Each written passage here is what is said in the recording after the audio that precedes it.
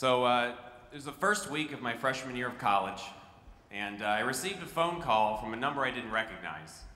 So I picked up. Hello, this is Max. Hi, Max. My name is David. I'm the president of a Jewish fraternity on campus, and I'm wondering if you're interested in coming out to one of our Rush events this week. It's an invite-only cocktail. Now, before I go any further with this story, I should say that I'm legally obligated to not say the name of this fraternity.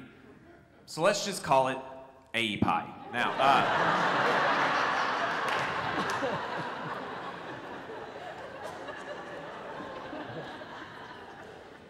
there was a momentary pause over the phone as, I kind of started thinking about a lot of thoughts went through my head, when he asked me this.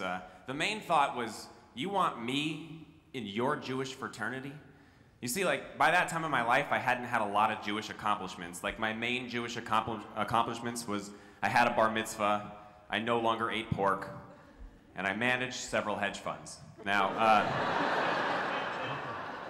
I'm kidding.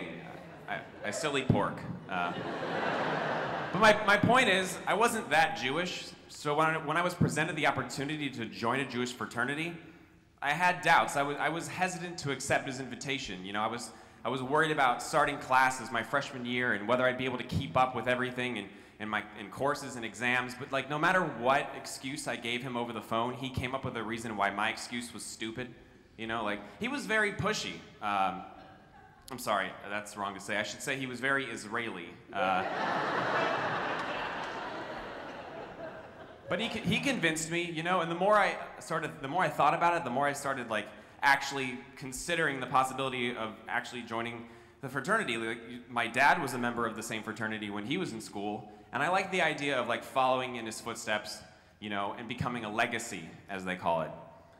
And in my head, I started picturing it. I could see it all there in front of me. I joined this Jewish fraternity of my fellow Jewish brothers, and we do things Jewish guys do. Throw Jewish parties, meet Jewish women, complain. Maybe we'd even light a joint with the Shabbat candles, call it the high holidays. But I'll tell you, the main thing that made me want to actually give it a try is that the president of the fraternity made it seem like if I joined and I became a member of the fraternity, there would be vaginas just falling out of the walls and ceilings. I would literally have to backstroke my way to class because of all the vaginas. And I know you don't believe I'm attracted to women, but roll with me. I decided to give it a try. So I accepted his invite to that invite-only cocktail, because it was nice to be wanted and desired to be part of a group. So I was set, I went home, I figured out what suit I was gonna wear, I wrangled a date, and I don't mean wrangled gotcha, I was polite, I asked her, and so we were set. I went on a Friday night to that cocktail event, and it was extravagant, as far as anything at a fraternity could be extravagant.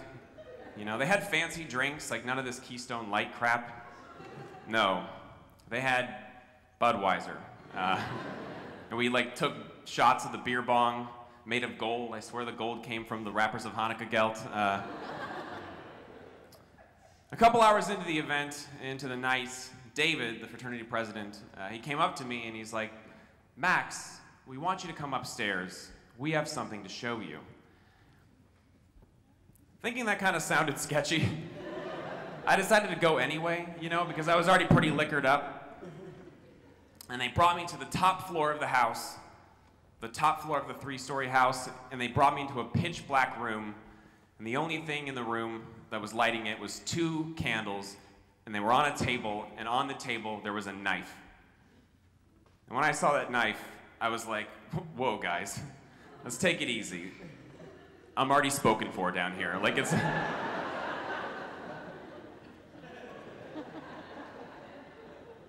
That's not what it was for.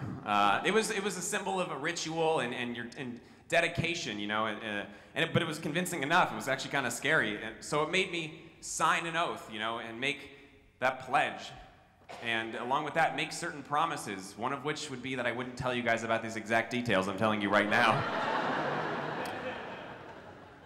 But But I did it, and I signed, and I went back a couple days later for our first pledge event. It was a Sunday night, and I showed up at the fraternity house. There was 30 of us pledges, and immediately we were blindfolded and led up to a room on one of the top floors where we were forced to sit and listen to music that I can only describe as if dubstep did 12 lines of cocaine.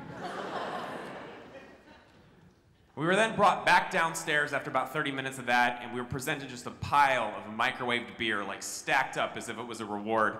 And we were told that if each of us didn't drink one of those warm beers in 8 seconds or less, one of the brothers would pour it over our heads.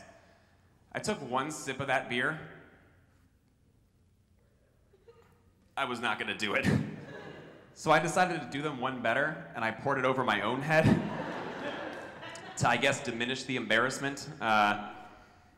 We were then made to do a series of military drills, push-ups, and it all ended in a 10-mile run and scavenger hunt through campus in the pouring rain, which was actually kind of nice because I was able to wash out all that Coors Light. We were made to do ridiculous trials just to get the next clue so we could move on. Like, I remember one instance, we went to an In-N-Out burger, and we were forced to suck down plain packets of Thousand Island dressing as if they were gel runners eat during a marathon. And I'll tell you, I will never look at Thousand Island dressing the same way again. In another instance, we were, the brothers who were following our journey on their bikes brought us milk and Oreos. Now, I know what you're thinking, that sounds like a nice gesture, but no one's ever finished a 10-mile run and thought, yeah, I could go for a classic Oreo and milk dip right now. They continued to make us drink beers. We continued to run. Some of the pledges were projectile vomiting, and there was plenty of complaining, as I'd originally thought. But it even got so crazy to a point where one of the pledges actually passed out on the ground, fell on the ground on the asphalt while we were running, and we had to stand there and watch as the fraternity brothers picked him up and took him home. And then in that moment, all those original doubts that I'd had about joining in the first place kind of started coming back, and I was having that internal conversation again, you know, where one side of my brain was like, Max, it's Sunday night. Tomorrow you have class. Can you do this every night for the whole quarter? That's 10 weeks. But then the other side of my brain was like, yeah, Max, but what about the vaginas? And the other side of my brain was like, Max, you're taking advanced Spanish. That's the hardest Spanish you can take. And then the other side of my brain was like, just hook up with a Sephardic girl, she'll teach you Spanish. I think that's how that works. I didn't want to quit, but it just wasn't gonna happen. So I went home that night, and I woke up the next morning, and I sat at my computer, and I drafted a lengthy resignation email, which kind of seems dramatic now, thinking I was only in the part of the thing for 2 days. And I expressed all my concerns, you know, about keeping up with my classes and exams in my first year of school. And I wrote out the email, and I moved my cursor over that send button. And in that moment, I said my final goodbyes to late night partying, heavy boozing, Shabbat pot smoking, and of course the vaginas. And I clicked send, and it was all over. I'd quit. About a year later, I was home visiting my parents for Thanksgiving break, and I was helping my dad set the table for dinner. And I was helping him set the table, and as I was doing that, he said, you know, Max, it's not too late to join AE Pi. And I kind of paused for a moment, like remembering everything that had happened that year before. And then he's like, oh, Max, by the way, I made salad for dinner. Do you mind going in the fridge and getting the Thousand Island dressing? And then I really remembered, and I was like, I think I'm gonna pass. And that's my story. Thank you guys so much.